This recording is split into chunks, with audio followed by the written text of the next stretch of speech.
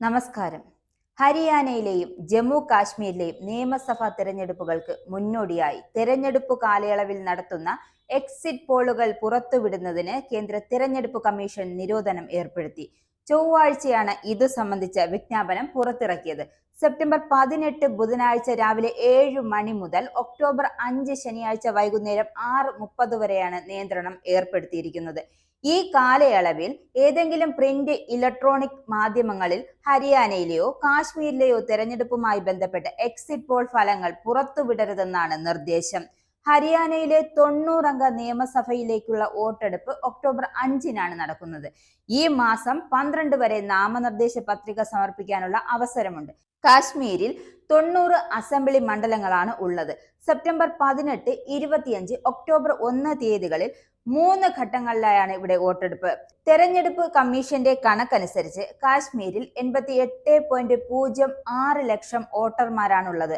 കഴിഞ്ഞ തെരഞ്ഞെടുപ്പിൽ PDP 28 സീറ്റുകളും BJP 25 സീറ്റുകളും, ജമ്മു കാശ്മീരിൽ നാഷണൽ കോൺഫറൻസ് 15 സീറ്റുകളും കോൺഗ്രസ് 12 സീറ്റുകളുമാണ് സ്വന്തമാക്കിയത്. ആർട്ടിക്കിൾ 370 റദ്ദാക്കിയതിനു ശേഷമുള്ള ആദ്യ തെരഞ്ഞെടുപ്പാണ് സംസ്ഥാനത്ത് നടക്കുന്നത്. ഒക്ടോബർ 8-നാണ് രണ്ടിടങ്ങളിലെയും വോട്ടെണ്ണൽ. അതേസമയം ഹരിയാന നിയമസഭാ തെരഞ്ഞെടുപ്പിലെ ആദ്യഘട്ട സ്ഥാനാർത്ഥി പട്ടിക പുറത്തുവിട്ടിരിക്കുകയാണ് BJP. 67 മണ്ഡലങ്ങളിലെ സ്ഥാനാർത്ഥികളുടെ പട്ടികയാണ് പുറത്തുവിട്ടിരിക്കുന്നത്. മുഖ്യമന്ത്രി നയാബ് സെയ്നി ഉൾപ്പെടെയുള്ളവർ പട്ടികയിൽ ഇടം നേടിയിട്ടുണ്ട്. ലദ്വയിൽ നിന്നാണ് മുഖ്യമന്ത്രി മത്സരിക്കുന്നത്.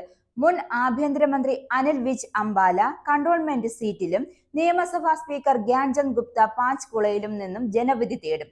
2009 മുതൽ 3 തവണയായി അനിൽ വിജ് മത്സരിച്ച് വിജയിക്കുന്ന സീറ്റാണ് അംബാല കണ്ടോൺമെന്റ് മണ്ഡലം.